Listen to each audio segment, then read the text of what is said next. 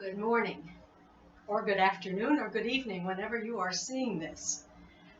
I want to begin by asking forgiveness for the sin of pride because I was able to figure out how to record this. So I hope you enjoy it. I only wish I could see you. My message this morning is entitled Forgiveness and Reconciliation. Many people who might not consider themselves to be religious know the story of Joseph and his coat of many colors, thanks to the Broadway musical Joseph and the amazing Technicolor Dreamcoat. Today's Old Testament reading starts long after Joseph received that coat. So I want to go back and give you a very brief refresher on what happened before what you heard this morning. Of his 8 sons, Joseph was his father's favorite, and when he was 17, his father gave him a beautiful coat of many colors. Joseph's brothers figured that gift meant that Joseph was going to assume leadership of the family, and they were not amused.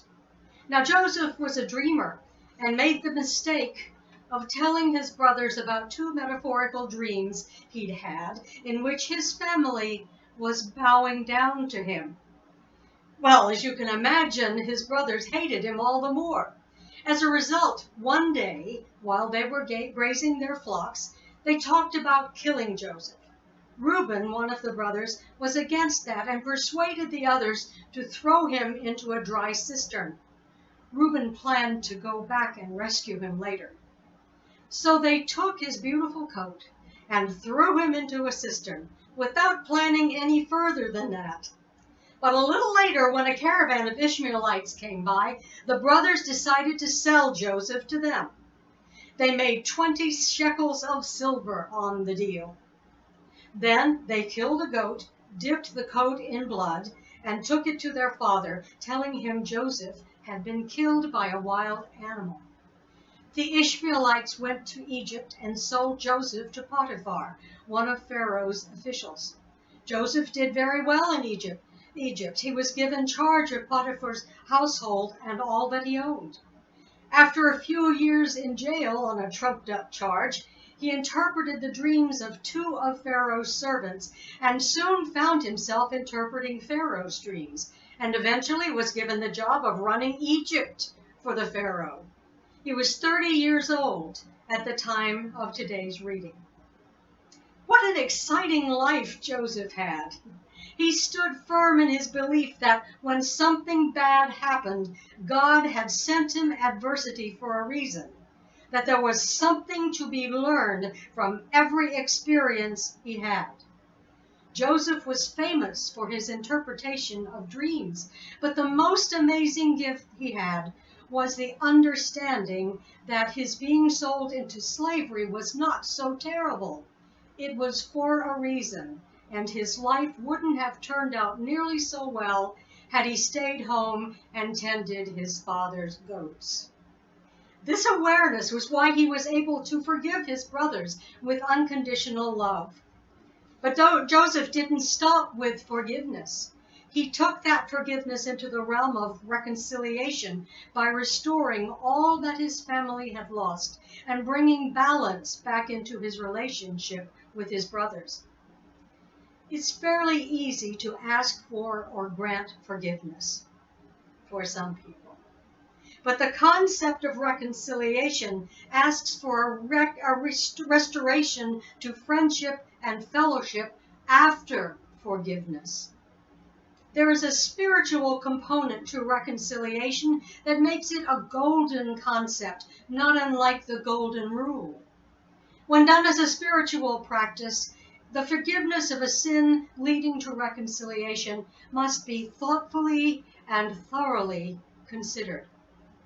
In the Lord's Prayer, we ask God to forgive our wrongs in the same manner as we forgive those who've done wrong to us. This can be a dangerous ask. In a way, it's one of those eye for an eye, tooth for a tooth propositions. The author of the book of Mark encourages us to handle it this way. But when you are praying, first forgive anyone you are holding a grudge against, so that your Father in heaven will forgive your sins too. And it's not easy. It's not just the easy sins, the slights, the grudges, the misunderstandings. It's the big sins as well. C.S. Lewis wrote, "To be a Christian means to forgive the inexcusable, because God has forgiven the inexcusable in you." Forgiveness is an elusive act. As a spiritual practice, it's difficult at best. Often we think we've done it, but then someone pushes one of our buttons or something reminds us of a forgotten misdeed, and we're off again, feeling guilty or angry, slighted or put upon. Yet reconciliation, or bringing oneself back to God and in balance with others, depends upon total forgiveness. When we can't move toward that goal, we rest in stagnation, where old wounds have us in a stranglehold, like a persistent ring around the collar that simply won't come clean. When we don't practice forgiveness, we become negatively attached to the person who has wounded us. It's difficult to get them out of our minds as we find ourselves returning to an incident again and again, playing the old game of coulda, shoulda, woulda, mulling it over from all angles, chewing it, and trying our best to digest and somehow lay it to rest. It's been said that not forgiving someone is like letting them live rent-free in your head. In order to be reconciled to God, in order to evict that person from our minds, we must achieve reconciliation with anyone who has done us harm. And it works both ways, because we must also work to achieve reconciliation with those whom we have harmed.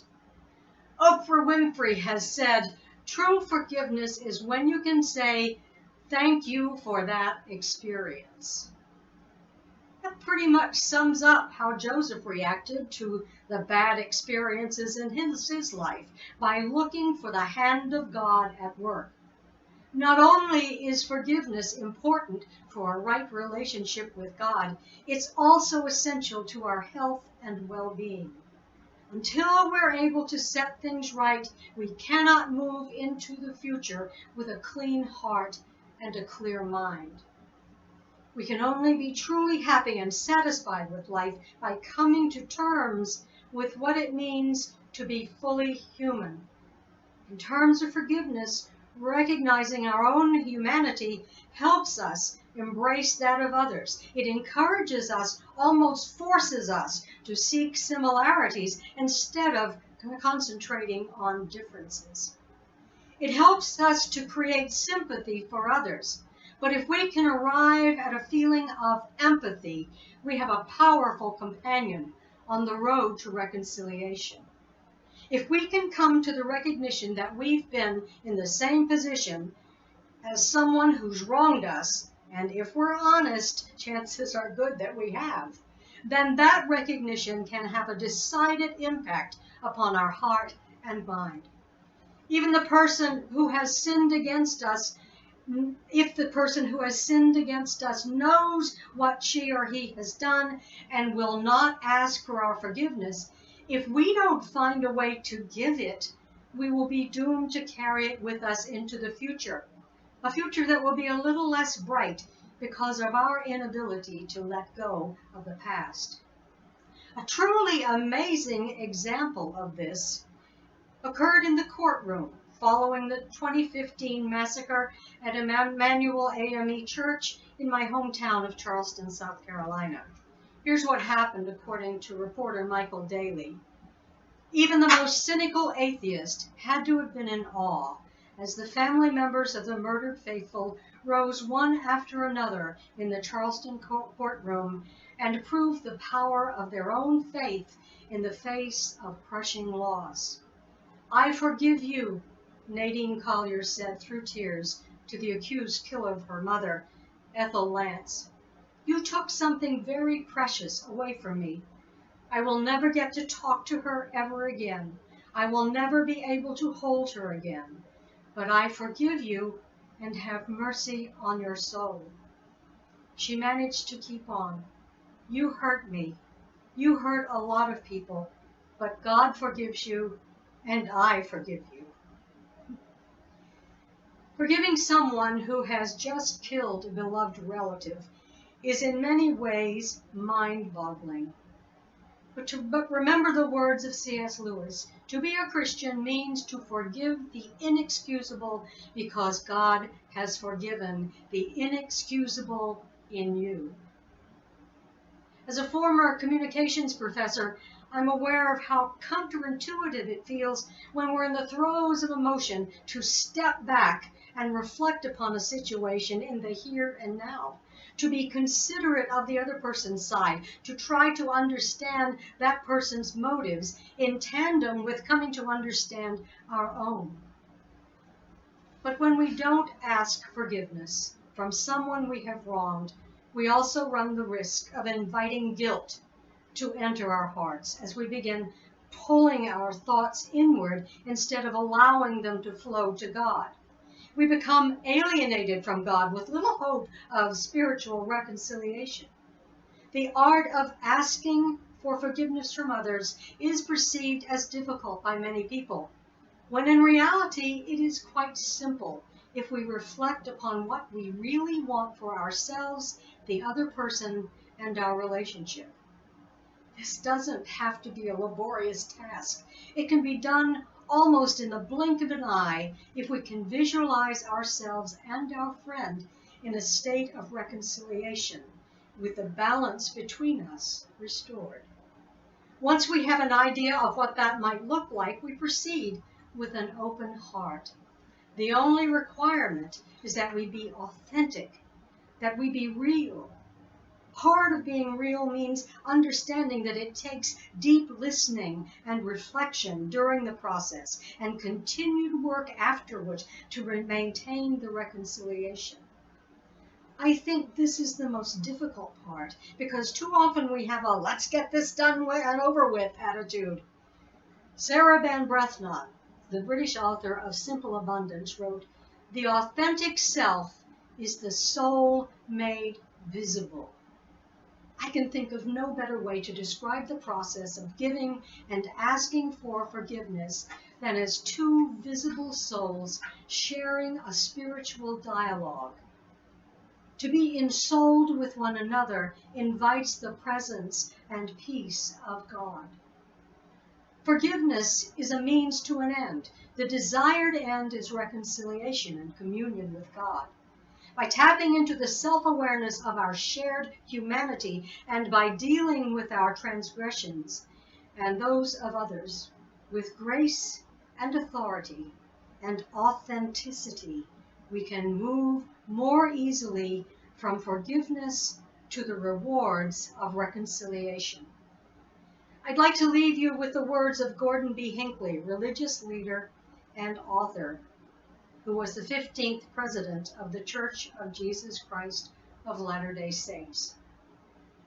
The willingness to forgive is a sign of spiritual and emotional maturity. It is one of the great virtues to which we should all aspire. Imagine a world filled with individuals willing both to apologize and to accept an apology. Is there any problem that could not be solved among people who possessed the humility and largeness of spirit and soul to do either or both when needed? May we be granted the spiritual and emotional maturity to make that imagined world a reality. Amen. May God be with you until we meet again. Amen.